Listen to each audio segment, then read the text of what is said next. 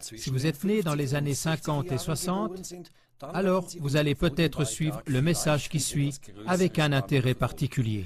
Chers téléspectateurs, mesdames et messieurs, nous saluons aussi tous les jeunes et les plus âgés d'entre vous.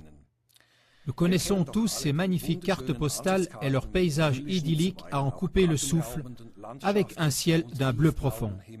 Adolescents, nous avons souvent regardé les avions en réaction avec peut-être l'envie d'être aussi là-haut et nous émerveiller du monde vu d'en haut, libre et sans souci. Peut-être avez-vous déjà été témoin de la façon dont un ou deux avions militaires faisaient des vols acrobatiques époustouflants et dessinaient des formes dans le ciel avec les traînées de condensation.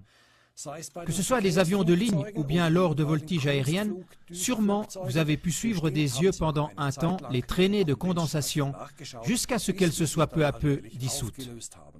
Quand avez-vous pu observer cela pour la dernière fois? Cela remonte sûrement aux années 70. Le jeudi 30 mars 2014, à 12h20, la chaîne suisse SRF1 a diffusé la prévision météorologique suivante. Demain, vendredi, les traînées de condensation vont être beaucoup plus visibles que d'habitude. Cela a à voir avec l'humidité atmosphérique qui est plus élevée. Effectivement, ce vendredi-là, le ciel entier était recouvert d'un dessin de lignes ressemblant à un échiquier qui plus tard s'est épaissi pour former du brouillard. Et cela est juste à cause de l'humidité atmosphérique? Ou bien n'est-ce pas que certaines traînées de condensation qui restent dans le ciel sont plutôt des substances toxiques qui ont été pulvérisées et qui non seulement recouvrent le ciel d'un brouillard, mais en plus retombent sur la terre et se posent subtilement sur tout ce qui vit? Le doute existe que justement ces journées avec une humidité atmosphérique plus élevée sont utilisées abusivement pour procéder à des vols chemtrails camouflés. Le mot chemtrails est composé des termes chimie ou bien produit chimique et du terme anglais contrails qui signifie traînée de condensation.